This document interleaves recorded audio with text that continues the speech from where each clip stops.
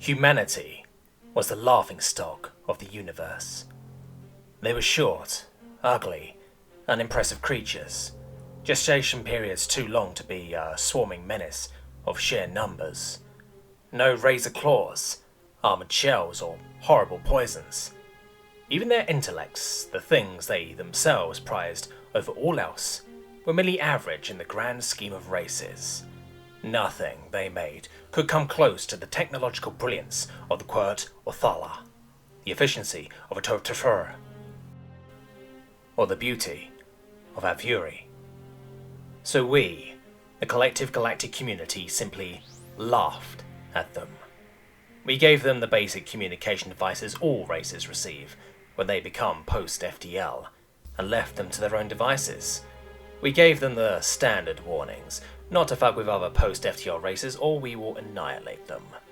They shrugged, mumbled something about mad, whatever that is, and continued on their merry little way. So they grew and thrived. Their little galactic empire expanded outward more than any other race. We didn't care. An unlimited universe means more than enough room for every race. Soon they would be bored, like every other race, and begin their great project. They would find one niche and carve it beyond any other race, just like every other race before them. If we had bothered to read the history of this sophomoric and frankly substandard race, we would have wiped them out before they could get out of the Sol system.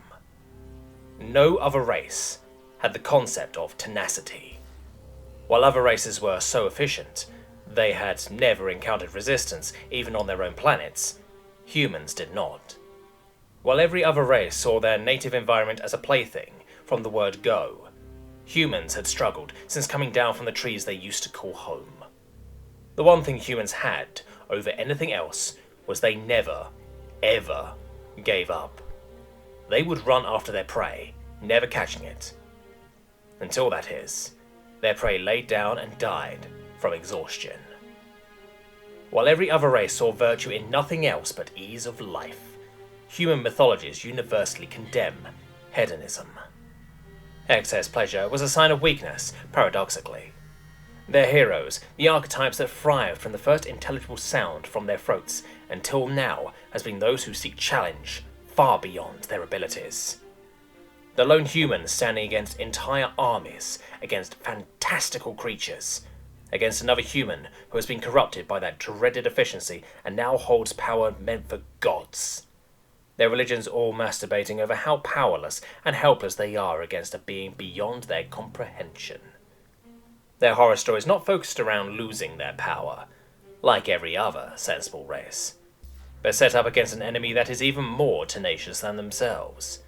Their J-Suns and vampires are simply humans without limits. While other races' media showed how much better they would be than the yet-to-be discovered alien lifeforms, humans continue to portray themselves as weak, snivelling creatures who only won by the last bullet in their gun, or else by the fact they lasted a few seconds longer. After studying their works of art for years, I asked a human why this was. He looked at me, gave me a look my sensor told me was condescension. He simply said, if we win right away, there isn't any tension. I asked if he would not prefer my lightning reflexes or perhaps massive claws. He laughed. Power corrupts, is what he told me.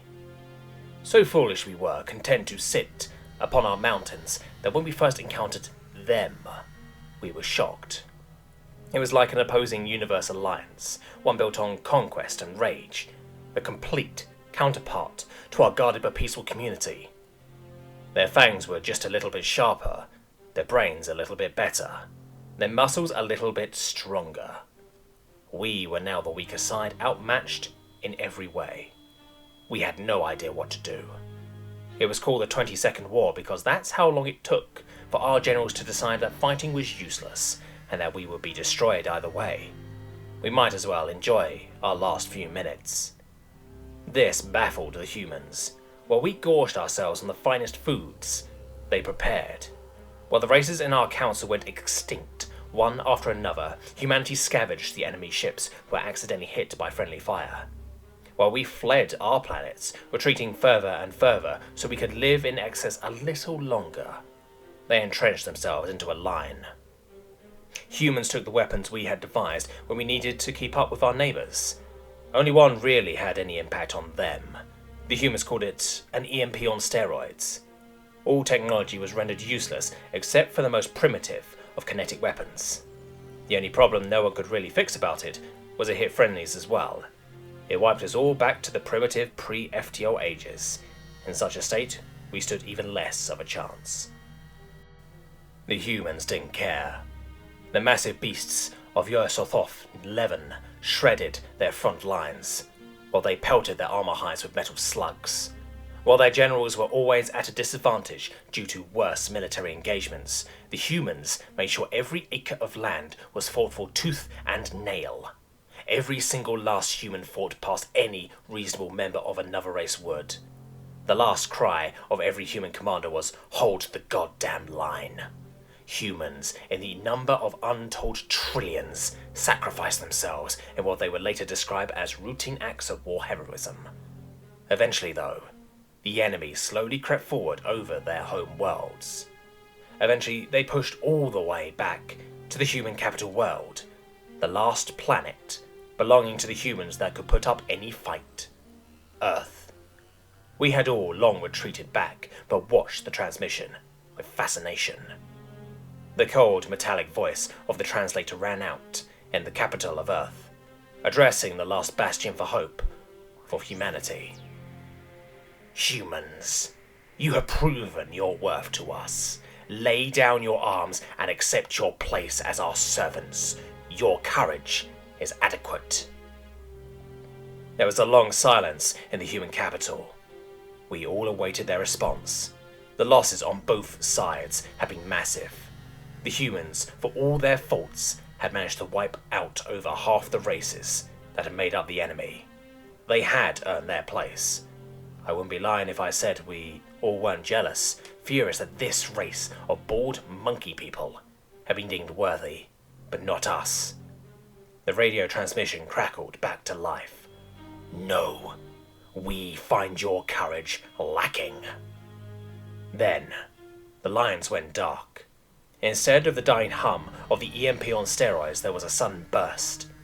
The humans had blown up Earth, their crown world, their paradise. They would not bend the knee. An explosion so massive and unexpected that only the humans who survived were those that occupied small colonies far beyond our own retreat line. Even we, as far back as we were, felt the scorch of this explosion. This massive release of energy wiped out the last of the enemy.